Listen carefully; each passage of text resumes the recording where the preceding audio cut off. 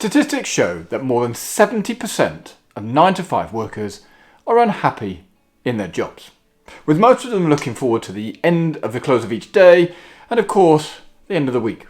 It's all about the Friday, after all. A global poll conducted by Gallup uncovered that out of the world's 1 billion full-time workers, only 15% of people are engaged at work. I mean, even to get your head around this, that's pretty nuts. But the issue is that it leaves a significant proportion, approximately 85%, unhappy with their jobs. Holy moly, 85%. Now that is not good. I believe that the reason that so many people hate the work that they do is because they didn't have a plan. Before they started working, they never really came up with any principles to guide their career decisions that they made. The reason why I can say this is because, well, it happened to me.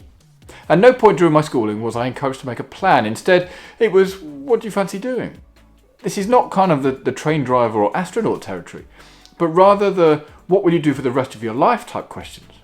I mean, they were pretty mind-blowing at the time. I mean, this was all about the traditional career route.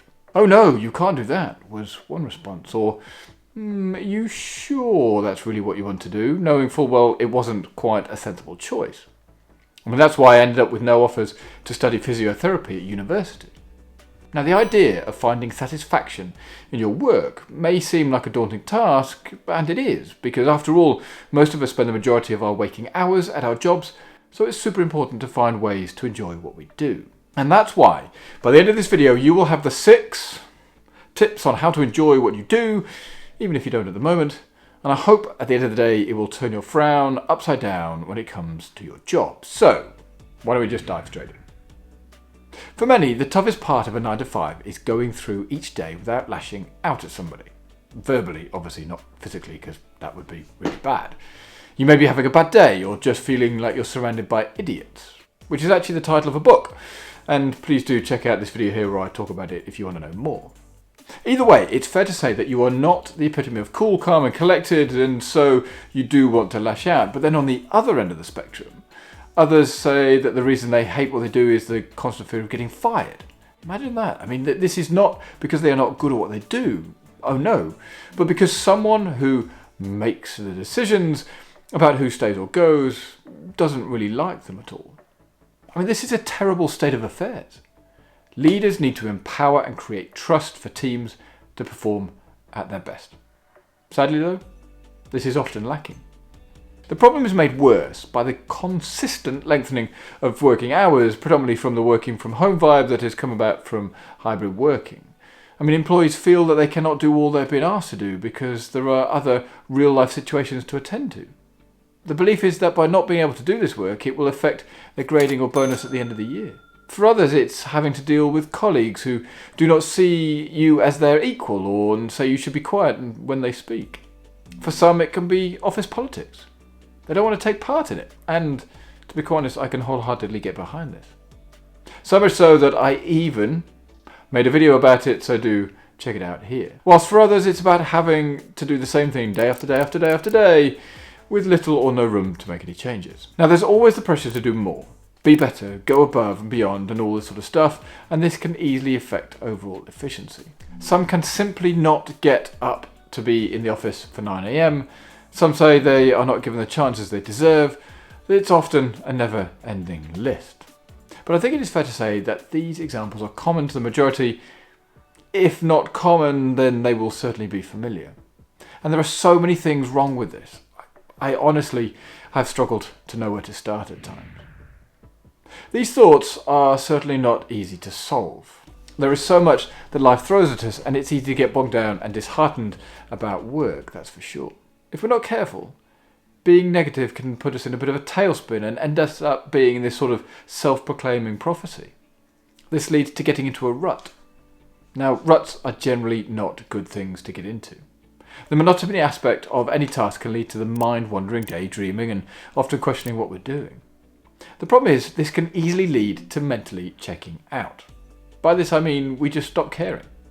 And in turn, we become more vocal about our views, which may be negative or detrimental to the company and people we work with and for.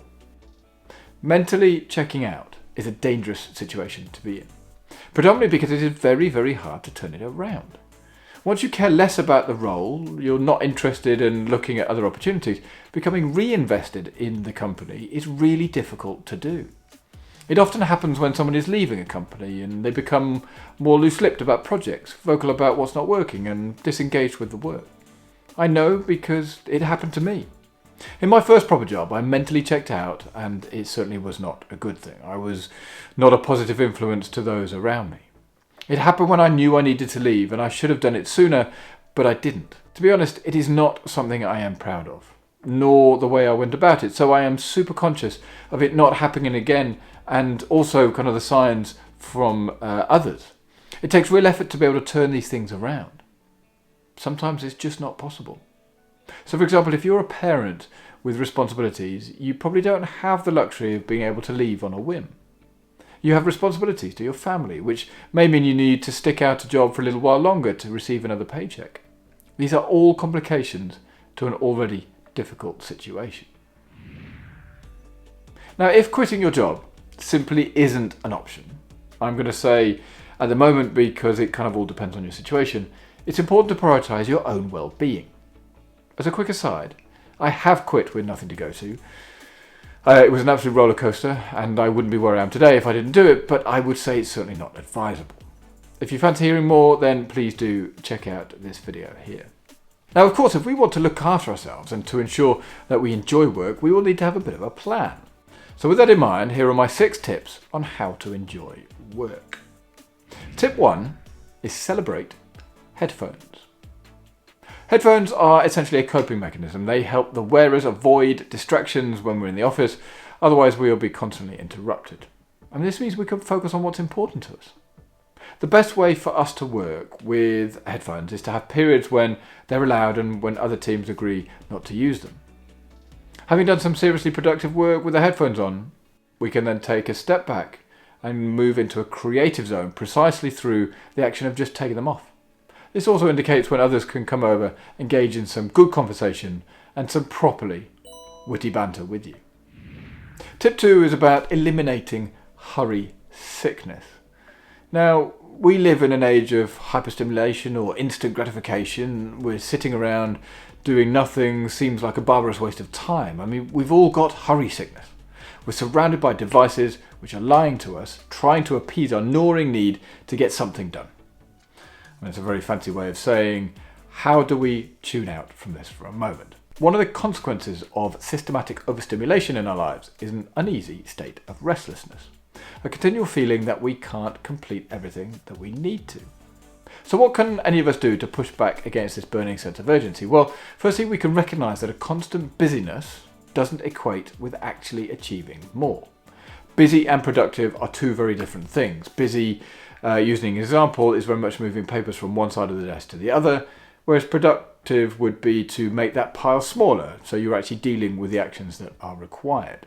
Once you've recognised that busyness is not everything, the next step is to calibrate urgency. And on top of that, you need to take time to reflect and do nothing. I mean, perhaps using the Eisenhower matrix will help you identify what is urgent and important, and you can put some of those actions to one side. But there is no one size fits all. We can't all rush around and adhere to the 5 a.m. club that dictates how we should seize the effing day from about 4 in the morning, or 5 in the morning as the 5 a.m. club would say. Instead, it's about taking a few moments to eliminate some of the demands, whether that be badges on your smartphone, like the little dot that shows if there's a notification, or mute notifications on instant messages on Teams. We all need to slow down. Let's slow down and focus on what's important. Tip 3 is about shortening your work week. Once upon a time, we finished at the office and we went home. Now emails have extended the working day to the train, to the sofa, and even to the loo. We need to change the way we think about work. A useful thought exercise is to treat work as a 41-hour blocks spread across a week.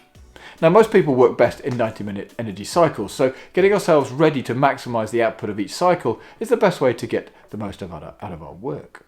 This is also a great way to batch up activities into certain blocks so that you can whistle through them and be super productive. Tip 4 is about turning off notifications. And yes, this is linked to tip 2, but according to the Professor Tom Jackson at Loughborough University, each of us experiences an average of 96 email interruptions in an 8-hour day. Many of those interruptions will prompt an injection of stress-inducing cortisol into our bloodstreams, which more commonly can be described as dread. Some researchers have gone as far to say that phone notifications cause us to demonstrate the symptoms of ADHD, which is the attention deficit hyperactivity disorder. They also point out that the more we swap our attention from the task at hand to the latest notification, the less mental processing we apply to each. Contrary to what many of us might claim, our working memory can only properly process one thing at once. Multitasking is, unfortunately, a bit of a myth. Now, number 5 is about defining your norms. We're overwhelmed with the challenge of constant connectivity, and we have come to accept it. This is because we assume that that's the way it is and that it has to be that way.